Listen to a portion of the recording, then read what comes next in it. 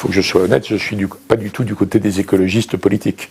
Je pense qu'ils délirent complètement et qu'ils ont fait une erreur monstrueuse depuis plusieurs décennies en se concentrant que sur le nucléaire, dont on ne peut pas se passer pendant encore une génération et qui d'ailleurs n'émet pas de CO2, et de se concentrer sur le charbon, contre le charbon. Et d'ailleurs, quand Mme Merkel, pour des raisons d'alliance électorale, est sortie du nucléaire trop tôt, il faudra sortir un jour, mais trop tôt, qu'est-ce qu'elle a fait? Elle a relancé le charbon en Allemagne. Bon, donc les écologistes politiques qui font des choses qui sont demandées par des électorats bobos de centre-ville, bon, c'est complètement hors sujet. Nous, la France, grâce au nucléaire, on fait 1% du CO2 mondial. Mais on représente combien? Non, mais je veux dire que ce n'est pas la priorité pour nous. La priorité pour nous, c'est pas d'empoisonner les gens des centres-villes. La priorité, c'est de transformer l'agro-industrie.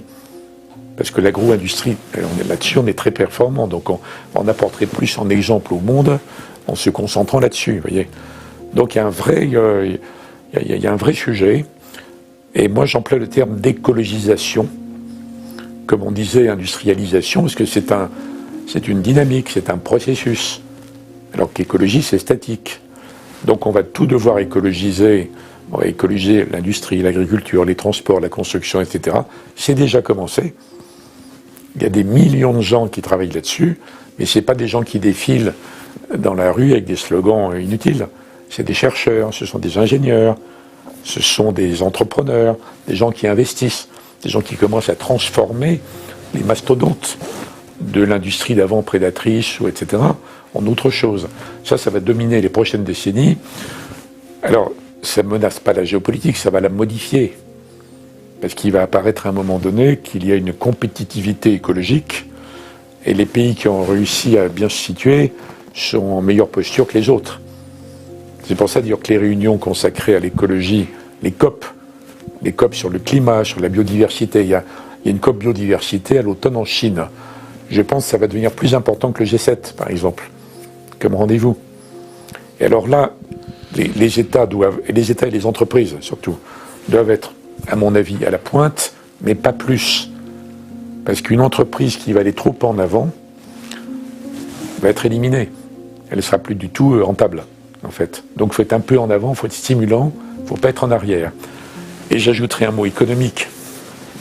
D'avoir beaucoup de gens dans le monde de l'entreprise, de l'industrie, l'économie, c'est qu'aujourd'hui, on se sert du PIB qui est un instrument très fruste, en fait, qui mesure les flux, simplement. Pas les patrimoines, pas les stocks. Bon, aujourd'hui, par hypothèse, on rase une forêt entière, la forêt de Fontainebleau, par exemple, et puis on construit que des usines polluantes à la place. Bon, on ne peut pas, pour 36 000 raisons, mais ce serait de la croissance. Donc c'est la fameuse destruction créatrice, c'est ça? Comment? La fameuse destruction créatrice. Alors il faut appliquer les pensées de Schumpeter, justement, à la création écologique, mais le jour où on aura fait entrer dans le calcul économique, à partir du prix du carbone et de plein d'autres choses, la valeur patrimoniale, le fait qu'une forêt absorbe du CO2, que les océans font ceci, cela, le jour où on arrivera à les chiffrer, c'est les gars qui feront ça, ils méritent le prix Nobel et d'écologie et d'économie. Hein. Bon. Peut-être de la paix. Et peut-être de la paix, oui, bien sûr. À ce moment-là, ça entre dans le calcul économique. Et on n'a pas besoin d'avocats zélés de l'écologie. On n'a pas besoin d'illuminés de l'écologie. On a besoin d'un mode de calcul qui montre à n'importe quel investisseur un peu cocaïné, un peu fou, vous voyez, qu'il vaut mieux prendre une décision plutôt qu'une autre. Non pas parce qu'il est un amoureux de l'écologie, mais parce que les chiffres de la rentabilité nous montrent que son choix d'avant est devenu périmé. C'est ça qu'il faut viser. Et je pense qu'on va y arriver. Ça bouge énormément, en fait. Ça n'a rien à voir avec l'écologie plaintive, punitive, expiatrice. Hein.